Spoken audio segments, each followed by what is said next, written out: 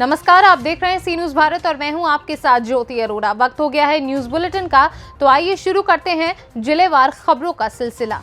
चौपारण के पकरी बरवाडीह कोयला खदान संघर्ष समिति ट्रेड लेबर यूनियन का चुनाव नयाटांड पंचायत भवन में हो हंगामे के बाद संपन्न हो गया। पर्यवेक्षक हजारीबाग इंटक जिला अध्यक्ष मिथिलेश दुबे की देखरेख में चुनाव संपन्न कराया गया, जिसमें सर्वसम्मति और निर्विरोध शिव कुमार ओझा को अध्यक्ष एवं धीरज कुमार सिंह को कोषाध्यक्ष के लिए चुना गया। वहीं महामंत्री पद पर मतदान के माध्यम से ओमकार शर्मा विजयी घोषित किए गए। इस पद के लिए 2 लोगों ने नामांकन पर्चा भरा था, जिसमें ओमकार शर्मा ने लल्लनपुरी को 149 मत से हराकर महामंत्री पद हासिल किया। वहीं चुनाव पूर्व काफी गहमा गहमी रही। चुनाव रोकने के लिए दूसरे गुट के लोगों ने हर संभव कोशिश की। मामला बढ़ता देख थाने को हस्तक्षेप करना पड़ा, जिसके बाद थाने के अधिकारियों द्वारा सारे कागजात जांच करने के बाद चुनाव कराने का निर्णय लिया गया, जिसमें थाने की सूझबूझ एवं निगरानी में सफलतापूर्वक चुनाव संपन्न हुआ।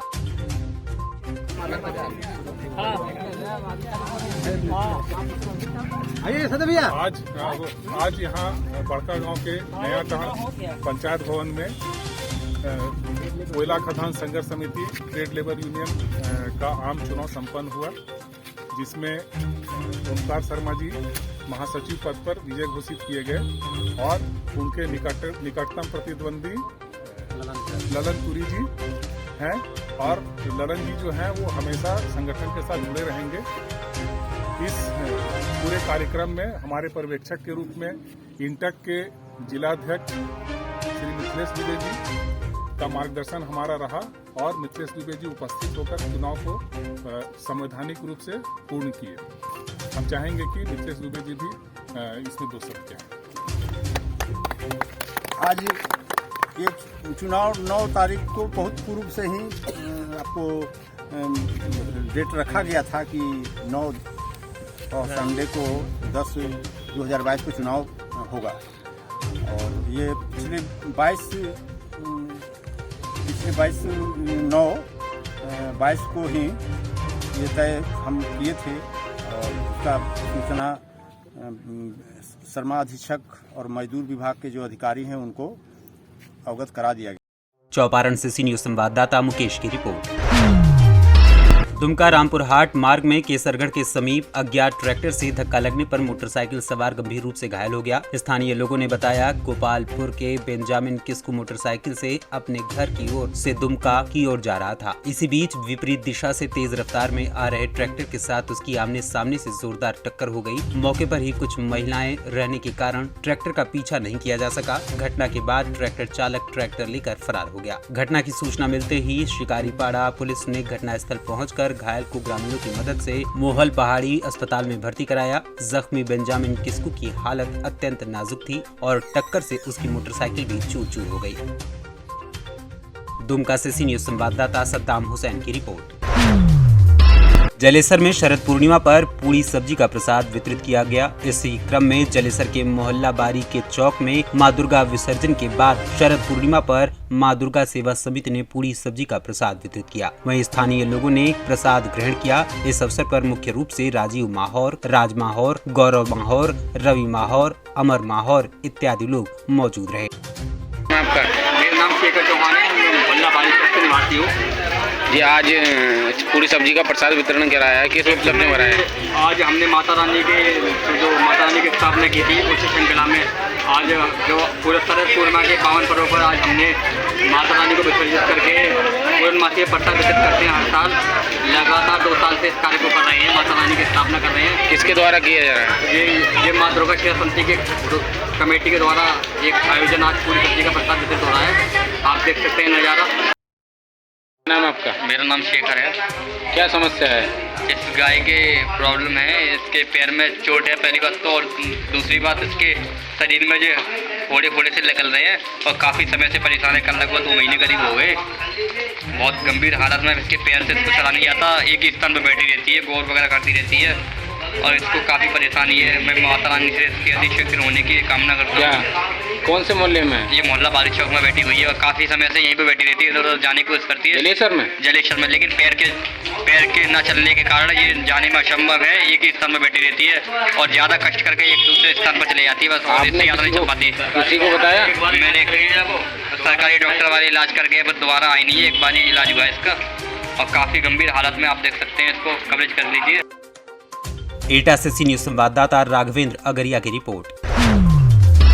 एटा के थाना अवागढ़ क्षेत्र के ग्राम पंचायत खिड़िया ताज में 12 वफात के मौके पर बड़ी धूमधाम से जुलूस निकाला गया। हर तरफ जुलूस निकालकर लोगों ने खुशियां मनाई। मुस्लिम धर्म के आखिरी पैगंबर मोहम्मद साहब का जन्म इसी दिन मक्का में हुआ था। इस दिन को मुस्लिम समुदाय के लोग बड़े ही अकीदत के साथ मनाते हैं। जिले में हर तरफ मुस्लिम समाज के लोग नारा लगाते हुए नजर आए। मुस्लिम समुदाय ने कहा कि हमारे पैगंबर मोहम्मद साहब का जन्म इसी के दिन हुआ था। ये दिन हमारे लिए बहुत ही खास है। हम लोग खुशियां मना रहे हैं। लोगों को मोहम्मद साहब की बातों से सच्चाई की राह पर चलने का सबक मिलता है। ये जुलूस जो निकला है लोगों को पैगाम दे रहा है कि मोहब्बत के रास्ते पर चलते रहें और इंसानियत को बरकरार रखें।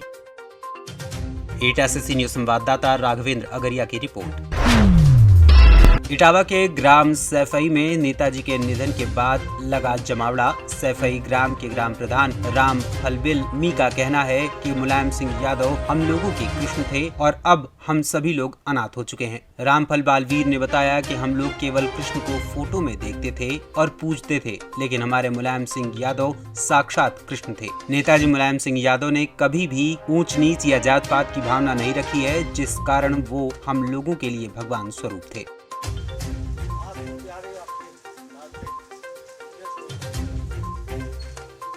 धन्यवाद। मैं रामफल बाल्मीकि प्रधान सैफई हूँ और मुझे आज सवेरे 8 बजे करीब पता चला, हमने जैसी खबर ली कि नेताजी की तबीयत ज़्यादा गड़बड़ है। हम कुछ नहीं बह पाए, तब तक उन्हें फिर फोन आ गया 8:20 पर कि नेताजी दुनिया से चले गए।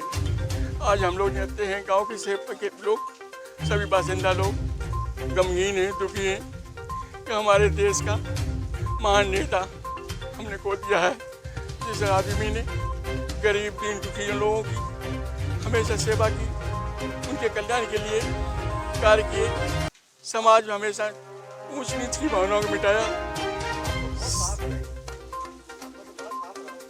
माननीय मैं 1967 से ही नेताजी के साथ हूँ।